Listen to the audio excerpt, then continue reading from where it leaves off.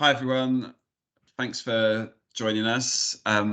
Merry Christmas or Happy New Year, depending on at what point you're listening to this. But today we're just going to run through about our new RYANI strategy. So there's some consultation that's come out online. We're set for a couple of online consultation webinars in the new year, 10th and 13th of January. So this is a whistle-stop tour of the new strategy, bit of the thinking behind some of the content, just to help people to complete the online consultation as best as possible. Feel free to get in touch after today if you'd like anything explained or like to talk anything through. And we will the links for this consultation will be sent around to all clubs and will also be on the RYANI website. So in terms of what we're going to cover on this session, so we've got the framework for the strategy, so our values and guiding principles, and the strategic priorities that we've set out. And what we won't cover and what we still have to do, because we want to make sure we get this first bit right and get feedback from all parts of the sport, is the how and how we will live by those values and guiding principles that we'll talk about today. How will we deliver against the strategic priority set, and how we are going to measure success. Those are things we still very much need to work on, and we will be much of the focus of the two webinars in January. So in terms of how this strategy has been developed so far, some work actually started on the strategy before my time and before COVID actually had kind of appeared in the world, and COVID-19, and then some consultation had started with clubs and members and centres. That obviously got put on hold because of COVID-19, and we've recently picked that back up again and started to speak to members, speak to clubs, speak to the board about how we move this strategy forward. So we're sharing where we've got to today. There's some things to mention before we go into more of the detail, but we refer to sport as boating throughout this presentation. Clearly, it's difficult to mention every part of the sport throughout the presentation, so we'll continually refer to it as boating. And there's three words that you will continue to hear throughout the presentation as well, which are people, places, and our pathways. So the people means anyone involved in the sport, so whether that's an instructor, coach, a volunteer, a participant, an official. The pathways are how you progress through the sport, whether that's as a recreational sailor or someone looking to go on the performance pathway through to the Olympics, to people that just want to be involved in racing. So it's the pathway for boating, and then how people progress through that. And the places is about the places where you can take part in boating. So whether that's the clubs, the centres, the locks, the oceans where the sport happens. So our vision for boating, so we want to be an active boating community working together on or around the water, where everyone has a place. So in every bit of this vision statement it's deliberately there and has a slightly different purpose behind it. So an active boating community is very much about making sure that those that are involved in clubs or involved in the sport are active on the water, and whether that's to increase their activity, to go from boating once a year to 3 times a year, or from once a month to 2 times a month. How can we make sure that the pathways are right, that the places where they can take part in the sport are right to make them more active? And that also applies to volunteers. We know there are lots of volunteers and coaches, instructors, officials that have got qualifications that they perhaps aren't using anymore. How do we make sure that those involved feel motivated, feel inspired, feel recognised and valued to be active again, or to be more active? And working together on or around the water is very much recognising that as an island we need to work together. We, as RYANI, have a small staff team. We the sport will always need its volunteers and its clubs and centres to deliver activity. We need to work together to create maximum impact through whether that's one of our forums, the Sailability Forum or Keelboat Forum, or whether that's through our boards and their board subcommittees, where we have lots of volunteers helping to make decisions across the country. And where everyone has a place, it's very much about the diversity of the sport, making sure that we work towards gender parity. When you look across the room in club committee meetings or at forums, there is a male-dominated space in the main. How do we make sure that there are more women and girls represented in the sport at all levels, and whether as a participant or a coach? How do we ensure that clubs have the right access for people with a disability, to make sure everyone has a place in the sport? So our mission statement is which is very much about what we are here to do, what are RYANI here to do. So we think that role for us is to inspire a love of boating by connecting and motivating the boating community to create fun and inclusive environments, empowering people to develop and succeed through their chosen pathways.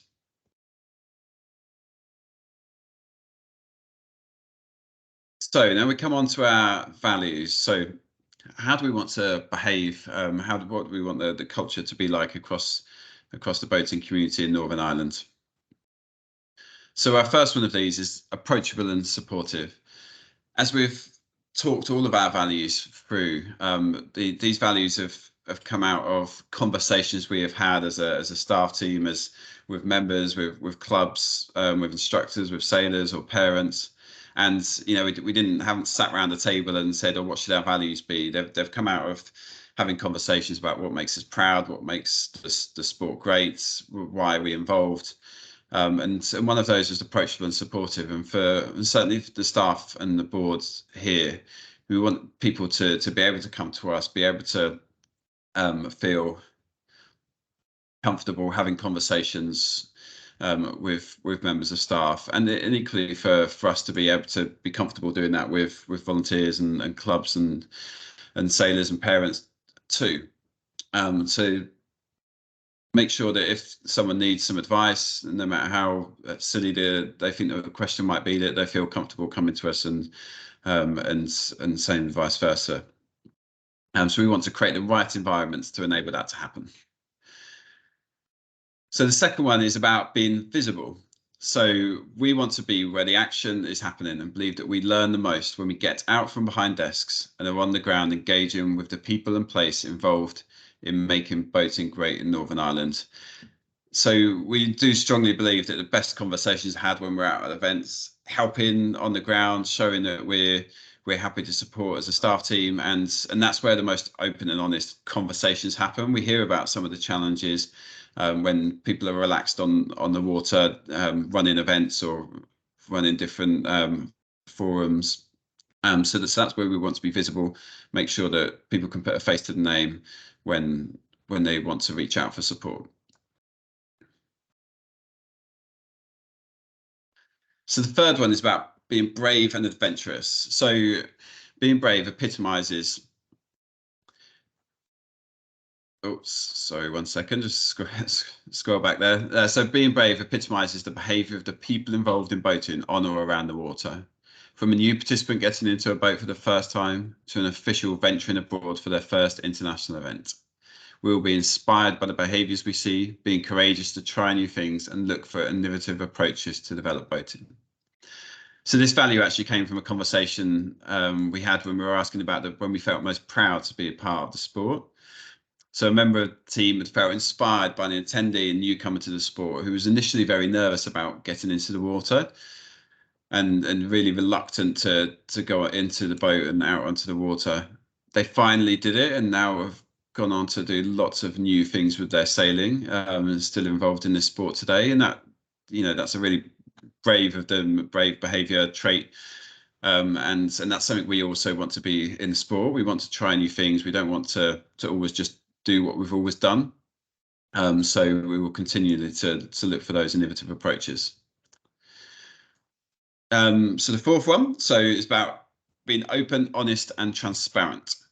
So we'll be open, honest, and transparent about the decisions we make and how we make them. We'll be honest about what we can and can't do. We'll be open-minded and encourage others to do the same to enable boating to adapt to the changing environment around us.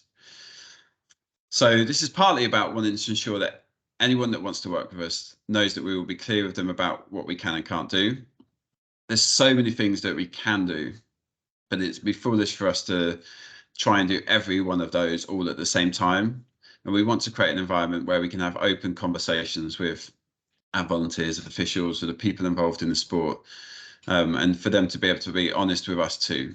So whether it's something we can improve or the ask on the volunteers is too great, we want to be able to have those conversations. We want to make sure that it's clear how we're making decisions, whether that's through selection for youth training, or whether that's how we spend the money of the RYANI.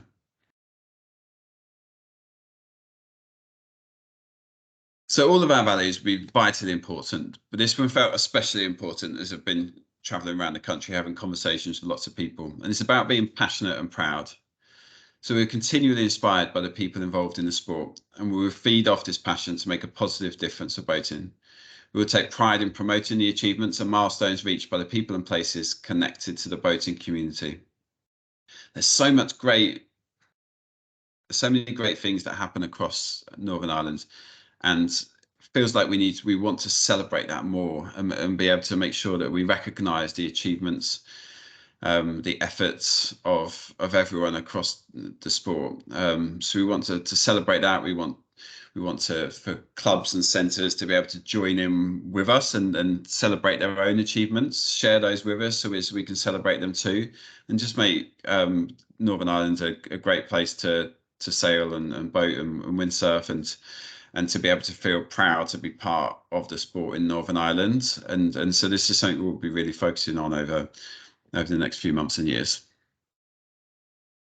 So there are our values. The next few slides I'm going to go through are our guiding principles. So our guiding principles are all about how we will make decisions. So how will this affect decision making, and how this will guide our work going forwards. So the first one of these is about being people first, and ultimately any sport is only as good as the people involved in making it happen. And if we didn't have those passionate and committed volunteers and coaches, instructors, officials, then the sport would barely exist. The pathways and places wouldn't exist. So we want to be people first, and whether that's about safeguarding and making sure that young people and vulnerable adults are protected, and the right processes are in place for that, or whether it's about the experience for the people. So making sure that first experience in the sport is really great. So education before legislation. And so when we want to challenge the status quo or strive for change across the sport, we will focus on giving the tools and learning required to enable change. So this isn't about saying we want X number of people, a certain demographic on a club committee because there's an underrepresentation, and therefore that's going to be part of our accreditation process. We wouldn't want to do that. We don't feel that drives the right behaviour. No one learns that way. It will soon, people might do it, but it would soon, no one would see the benefits of it, and the people that moved on to those committees perhaps wouldn't be engaged in the right way. We want to help educate people for that example around representation on committees, educate as to why it's important to have a wider diversity on their committees, how that's going to help them grow as a club and become more inclusive, and for them to therefore want to drive that change themselves. And sustainably minded. So we will lead by example, promoting best practice across the places in Northern Ireland, so that collaboratively we protect the environment and reduce adverse impacts that activity may have. So we're in a strong position being part of the RYA. I have a great sustainability team that we can work with. and lean on for best practice and advice. So we want to be able to help clubs, centres and participants across Northern Ireland to become more sustainably minded as an organisation, as a sport. And we will look at what our role within that is. So in enabling and collaborative, so we will look to connect the people and places that have common interests or priorities to enable ongoing sharing, learning, and uncovering new ways of doing things to develop pathways across boating. So this is all about us working together. You know, as mentioned a bit earlier, there's a small staff team, a board that's all volunteers.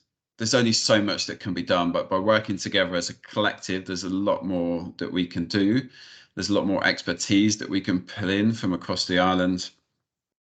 And so we want to be able to do that more regularly. And there's some of these opportunities already exist, whether that's the Sailability Forum, the club conference that has just been held in early December. We've recently set up a keelboat forum, bringing people together to share experiences, learn from each other, and ultimately benefit boating in the long term.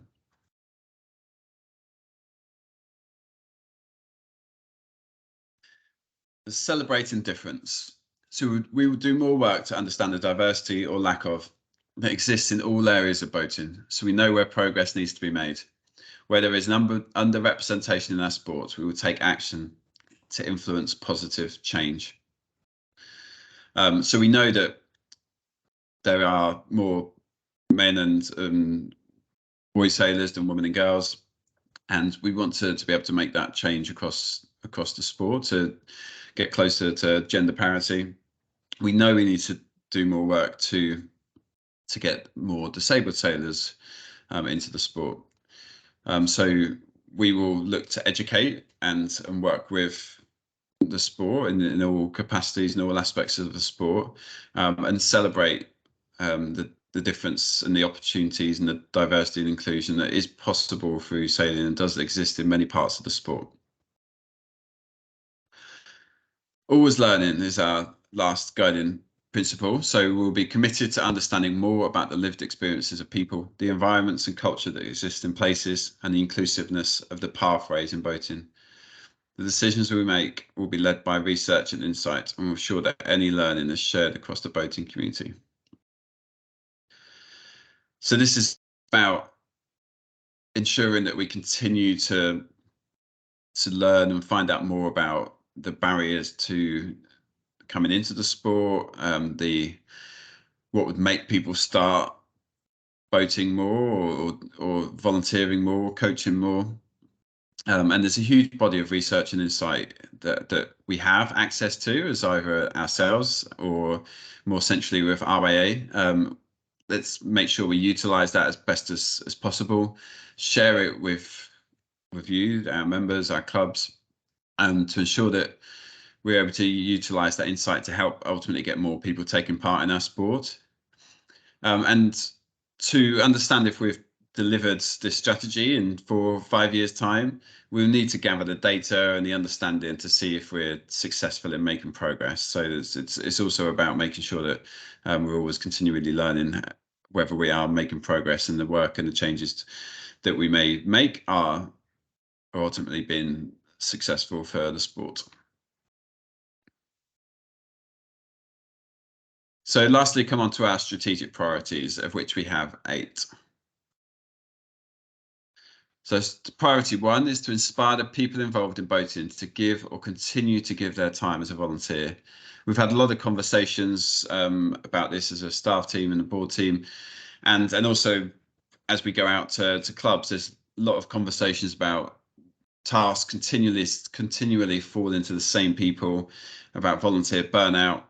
And how can we make sure we inspire more people to give back? So as I said at the start of the presentation, we haven't worked out the how, but this is certainly a priority here to get more people involved in work as a volunteer, either getting those people back that used to volunteer that might already have qualifications, or to get those perhaps that have never volunteered before in the sport to give a hand. So priority 2 is about unlocking and reimagining the boating pathway so a wider group of people are inspired to stay in boating.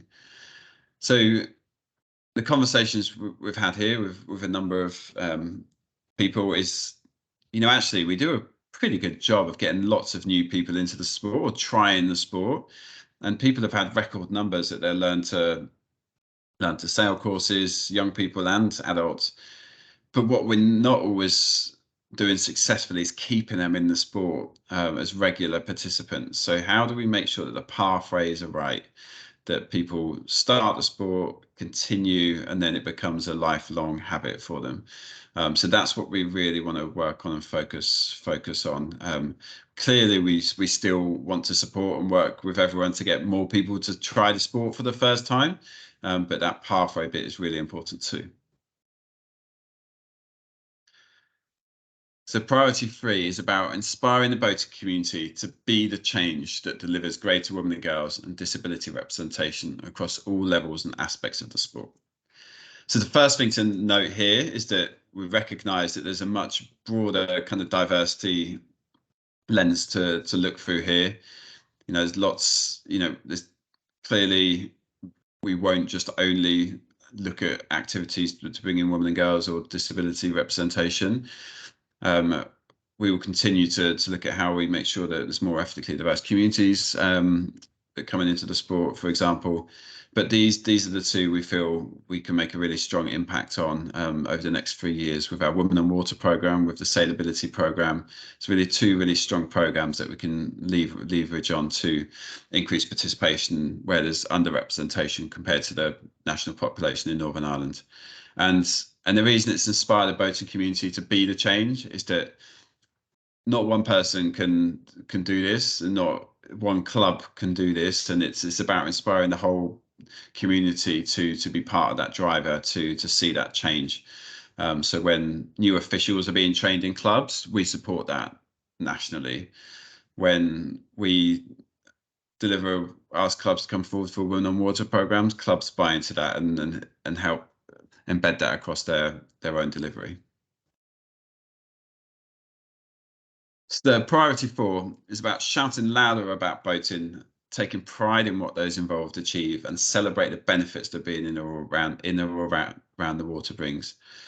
And I won't say too much more about this because it's touched on it in one of the guiding principles about being passionate and proud. Sorry, one of our values. But we want to continue to talk about the achievements that happen across boating, celebrate the amazing benefits that being in or around the water brings from a physical and mental well-being perspective, socially, to making friends and reducing isolation. But really shouting louder about boating through all the channels that we're able to, so we take pride in the sport. So priority 5 is about creating an environment where people and places are empowered to connect, lead, develop, and become pioneers in the sport. So as I said, we can't do everything as a staff team. We need to empower people that are involved at all different levels of the sport. We have fantastic volunteers that help lead national programs, and our board and our subcommittees that help make decisions about the type of activity we might support and deliver. So this is about the whole boating community and empowering people to help form those relationships with different clubs. So help sow the seed for new relationships to be formed, so we can help Northern Ireland prosper long into the future with its boating. So priority 6 is about driving the performance system that maximizes the potential of sailors and windsurfers to go on to deliver success on the world or international stage. And very importantly, this isn't just about producing Olympic or Paralympic sailors.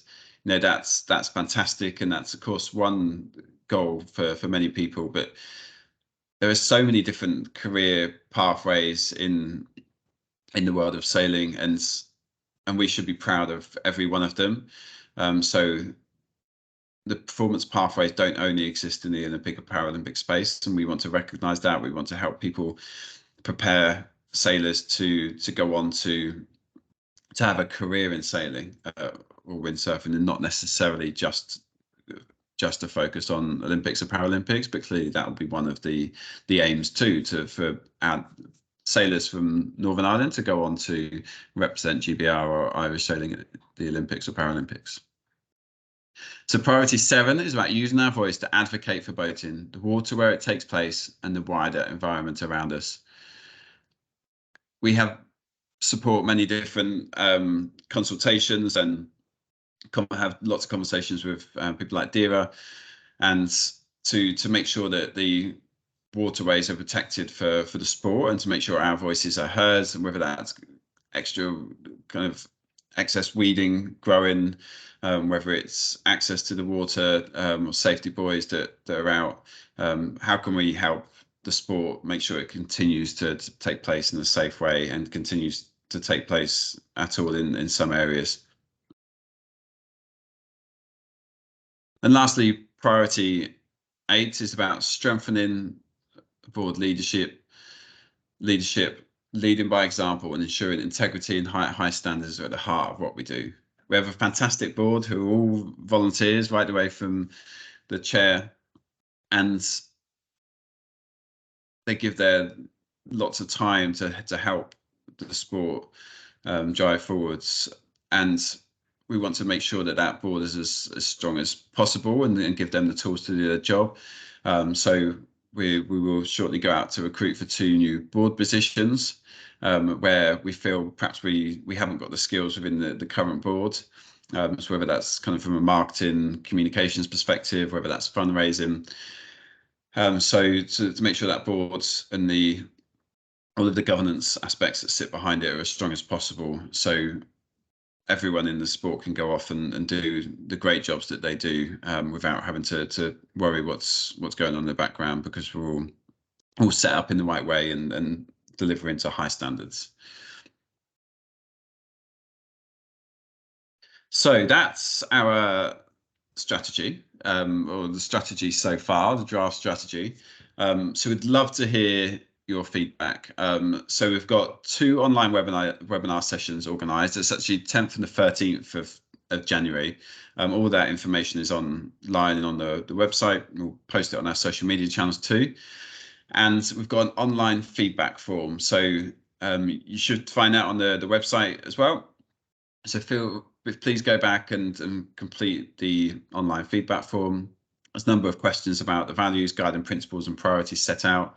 Please let us know, good or bad, or indifferent, as to what you think about our strategy, what more we should be thinking about. Is there something we've missed? What you would like to see in there, or perhaps see more emphasis on in there. But we really value everyone's feedback as part of this strategy, which is for the whole sport, and not just for a small part of it. So if you can complete that, I think we've got a deadline that's set towards the kind of end of January, and we will make sure that we continue to send that out to all club contacts and centre contacts to make sure that you have the opportunity to complete that. Thank you for listening, and I will speak to you soon.